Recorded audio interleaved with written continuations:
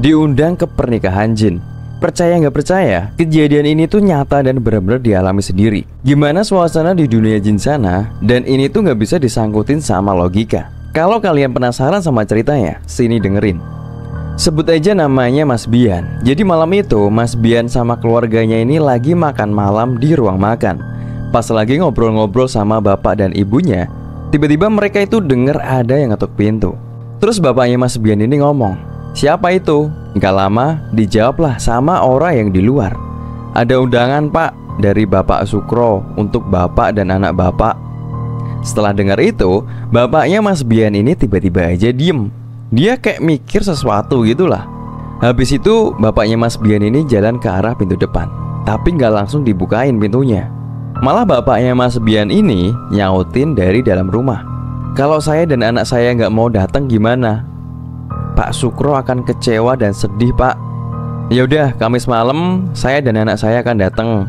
Jangan macam-macam dengan keluarga saya tapi..." Dan gak lama dari itu, tiba-tiba ada angin masuk lewat jendela. Anginnya itu dingin banget, gak kayak biasanya. Terus bapaknya Mas Bian ini balik lagi ke meja makan. Di situ Mas Bian sama ibunya penasaran. Mereka bilang gini, "Mas, kok kamu tahu sih kalau undangannya buat hari Kamis dan itu siapa?" "Iya pak, kenapa bawa-bawa aku segala? Dan itu siapa tadi pak?"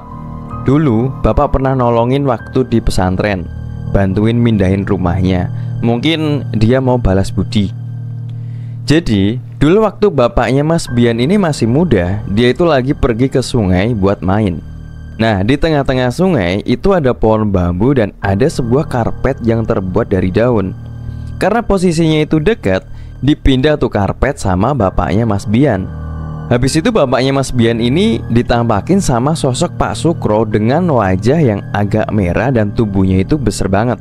Di situ Pak Sukro berterima kasih karena udah nempatin dan mindahin tempat Pak Sukro ke tempat yang aman. Dan dia berjanji akan berbalas budi. Dan gak lama setelah itu, tikar atau karpet yang diambil sama bapaknya Mas Bian tadi hilang. Nah, jadi begitu ceritanya kenapa bapaknya Mas Bian ini diundang ke pernikahan anaknya. Balik lagi ke cerita. Mendengar penjelasan suaminya, di situ ibunya Mas Bian langsung nyuruh Mas Bian buat cepet-cepet makan dan langsung tidur. Mas Bian ini juga nggak ngerti apa isi undangan itu dan siapa Pak Sukro itu. Dan ternyata percaya atau enggak, undangan itu tercatat di hari Kamis tahun 2017 tepat di 1 Suro. Dan singkat cerita, hari itu pun tiba. Mas Bian sama bapaknya ini udah siap-siap nih mau berangkat ke tempat pernikahan itu. Karena penasaran, dilihat tuh sama Mas Bian kertas undangannya. Bentuknya itu cuman kayak amplop biasa, tapi di setiap sudutnya itu ada warna bercak-bercak hijau dan ada bekas jari yang sengaja ditempelkan di amplop itu. Dan anehnya, di undangan itu gak ada nama mempelai yang mau nikah. Nah, habis itu Mas Bian nanya ke bapaknya, "Pak, kita mau kondangan kemana toh?" "Di daerah Kudus." "Kamu pakai helm ya?" "Lah, deket rumah Simbah yang di Kudus dong. Nanti mampir ya?" "Gak usah, kita jauh kok. Di daerah lereng sana, deket Gunung Muria." Nah, di situ Mas Bian kaget karena acara nikahnya itu ada di gunung dan otomatis nyampe sana itu pasti malam. Ya udah, nggak pakai lama. Setelah pamitan sama ibunya, berangkat tuh mereka naik motor. Di awal perjalanan itu nggak ada masalah, nggak ada kendala. Tapi pas mereka nyampe daerah lereng, tiba-tiba aja motornya itu kerasa berat banget, seperti ada yang nahan. Tapi di situ bapaknya Mas Bian ini masih nyantai dan tetap ngelanjutin perjalanan. Masuk jam 6 sore, mereka ini masih di daerah lereng. Dan itu tiba-tiba aja bapaknya Mas Bian ini baca-baca doa yang sampai keringetan. Karena heran, Mas Bian nanya ke bapaknya, "Kenapa pak, kok motornya jadi berat gini? Apa gara-gara ada yang ngikutin?" "Enggak, ini yang nahan kita sebenarnya kakek-kakek. Itu disuruh Pak Sukro buat jagain kita berdua biar sampai ke tempat acaranya dengan selamat."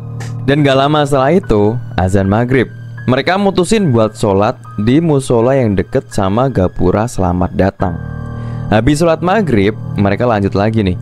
Nah, di perjalanan ini motor mereka itu rasanya masih berat banget. Gak lama si Mas Bian ini dengar ada suara orang yang lagi menggeram. Karena penasaran, dia nanya nih ke bapaknya, "Suara apa itu pak?" Terus bapaknya itu jawab, "Itu suara kakek yang ngikutin tadi. Kamu banyak ngeluh katanya." Singkat cerita, setelah ngelewatin gerbang selamat datang, tiba-tiba motornya itu enteng. Di situ bapaknya Mas Bian langsung ngebut karena ngejar waktu biar gak kemalaman. Nah, pas sampai di tengah hutan, bapaknya Mas Bian ini tiba-tiba aja berhenti, dan mereka itu berhenti di dekat musola yang udah gak kerawat. Di sana bapaknya Mas Bian duduk dan ngomong ke Mas Bian, "Kita udah sampai, kita nanti dijemput." Nah, di situ Mas Bian kaget. Mana ada pernikahan di tengah hutan begini, dan di situ posisinya gelap banget. Tapi gak lama setelah itu, tiba-tiba aja ada yang datang. Sosoknya itu anak muda tapi mukanya pucat banget. Sosok itu bilang gini, "Pak, Mas udah ditunggu sama bapak." "Kamu siapanya Pak Sukro?" tanya bapaknya Mas Bian. "Saya tetangganya Pak, disuruh bapak buat nunggu jenengan sama putranya jenengan." "Oh ya udah, ayo cepet." Setelah itu si anak muda tadi nganterin mereka ke tempat acara nikahan. Dan selama berjalan nih, bapaknya Mas Bian ini ngasih tahu kalau nanti setelah tiba di sana, dia itu nggak boleh kaget kalau ada sosok yang bentuknya itu aneh-aneh dan macam-macam. Dan di situ juga Mas Bian baru tahu kalau ternyata Mas Bian sama bapaknya ini diundang ke pernikahan jin dengan jin. Jadi anaknya jin ini nikah. Terus bapaknya Mas Bian ini juga ngasih tahu ke Mas Bian kalau dia itu nggak boleh bawa ataupun memakan makanan yang ada di sana. Takutnya nanti nyesel kalau udah tahu. Singkat cerita, akhirnya mereka masuk tuh ke dalam hutan. Masuk sampai di ujung, sampai nemuin hulu sungai. Nah, nggak jauh dari situ, Mas Bian ini ngeliat ada asap putih yang kalau dicium itu baunya macam-macam kembang. Dan masuklah mereka ke asap tadi.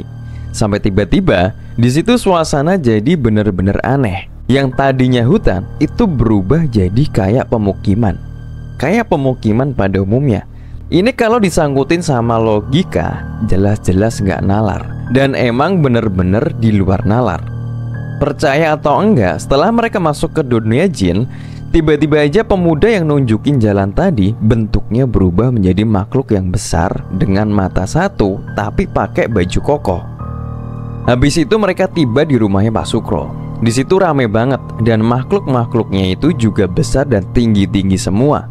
Wujudnya itu macam-macam. Ada yang bertanduk, ada yang matanya satu, ada juga yang matanya tiga. Tapi di situ semua jinnya muslim semua. Nah, Mas Bian tahu kalau bapaknya ini lagi ngobrol sama Pak Sukro. Tapi dia nggak tahu apa yang mereka bicarain karena bahasanya itu aneh dan nggak bisa dimengerti. Mungkin karena lupa ya ngelihat suasananya meriah dan makanannya enak-enak. Akhirnya Mas Bian makan tuh. Dia lupa sama apa yang dikatakan sama bapaknya tadi, kalau dia itu nggak boleh makan. Di situ bapaknya Mas Bian nggak tahu kalau Mas Bian ini lagi makan.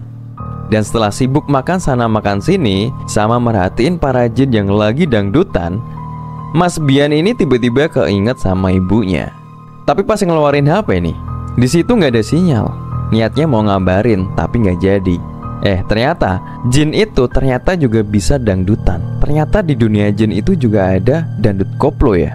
Nah, terus si Mas Bian ini dengan sadar masukin beberapa makanan ke kantong buat oleh-oleh ibunya yang di rumah. Dan itu benar-benar fatal. Singkat cerita, mereka ada pamitan tuh mau pulang. Dan sampai rumah itu sekitar jam 9 malam. Habis cuci-cuci, cerita tuh si Mas Bian ke ibunya. Nah, pas dia cerita-cerita gitu ke ibunya, tiba-tiba dia itu ngerasa ada yang aneh di jaketnya. Tiba-tiba si Mas Bian ini ngerasa ada cairan merah yang netes-netes di jaket. Dan pas dibuka, ternyata roti coklat yang dia bawa tadi itu berubah jadi sampah dan sirup merah. Otomatis dia jadi keinget dong sama makanan yang dia makan tadi pas di tempat nikahan. Saat itu juga keluar semua tuh alias muta-muta. Jadi pesan dari cerita ini adalah ternyata gak cuman manusia aja yang nikah, jin juga gak mau jomblo.